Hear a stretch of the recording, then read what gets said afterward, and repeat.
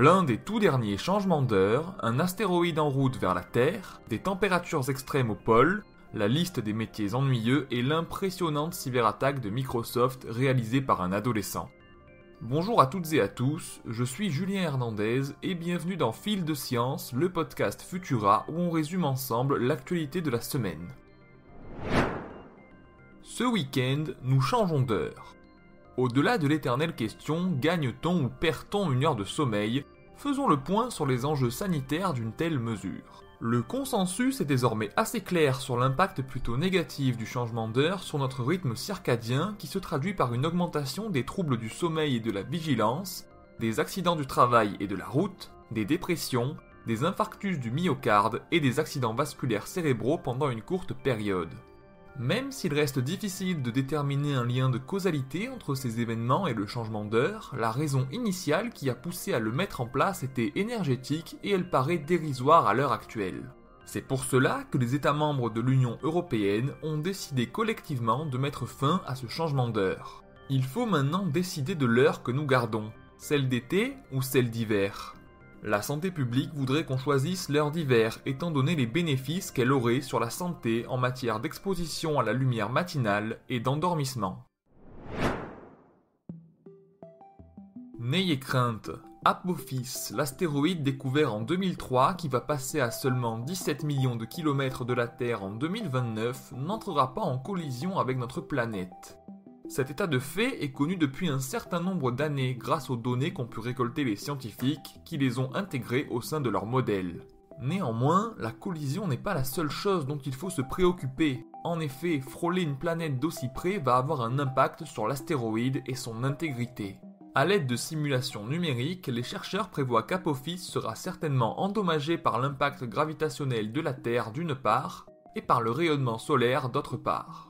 Son passage sera l'occasion pour les scientifiques d'affiner leurs modèles pour mieux comprendre ce qu'il se passe lorsque de telles masses rocheuses frôlent notre planète. Les températures en Arctique et en Antarctique atteignent des records de chaleur pour la saison. On enregistre des températures plus élevées de 30 degrés en comparaison aux moyennes de saison pour ces régions. Le phénomène causant cela, la rivière atmosphérique, n'est pas rare, mais il ne survient presque jamais aux pôles, qui sont des déserts de glace avec peu de vapeur d'eau. Ce corridor atmosphérique transporte de grandes quantités de vapeur d'eau de l'océan austral vers l'Antarctique, ce qui a pour résultat d'accroître l'humidité, donc la neige et la nébulosité, et faire grimper les températures. Car nous avons tendance à l'oublier, mais la vapeur d'eau fait partie des gaz à effet de serre qui contribuent au réchauffement climatique. Certains métiers peuvent avoir des répercussions sur notre santé mentale, mais pas toujours pour les raisons auxquelles on s'attend. Ceux dont nous vous parlons aujourd'hui sont éprouvants car les gens qui exercent ces métiers les jugent ennuyeux. Il s'agit de l'analyse de données, la comptabilité, la fiscalité ou l'assurance, le nettoyage et la banque.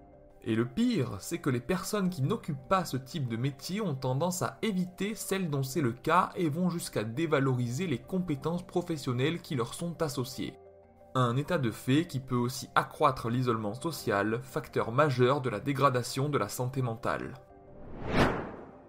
Et pour finir, un groupe de hackers nommé Lapsus a annoncé avoir dérobé plus de 40 gigaoctets de données à Microsoft. Une information confirmée par la multinationale. Le collectif est déjà connu pour avoir piraté des entreprises comme Samsung, Vodafone, Nvidia et Ubisoft. La tête pensante du groupe serait un adolescent anglais vivant à Oxford chez sa mère qui n'était vraisemblablement pas au courant des agissements de son fils. Selon diverses sources, le groupe semble plus intéressé par la gloire que par l'argent, ce qui a permis de les identifier rapidement. Des enquêtes sont en cours et les autorités n'ont pas commenté les informations rapportées par les journalistes.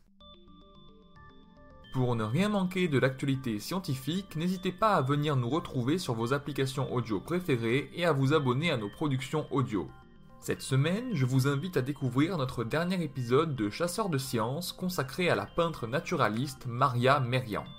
Pour le reste, on se retrouve vendredi prochain avec toujours plus de nouveautés scientifiques. Et d'ici là, bon week-end à tous.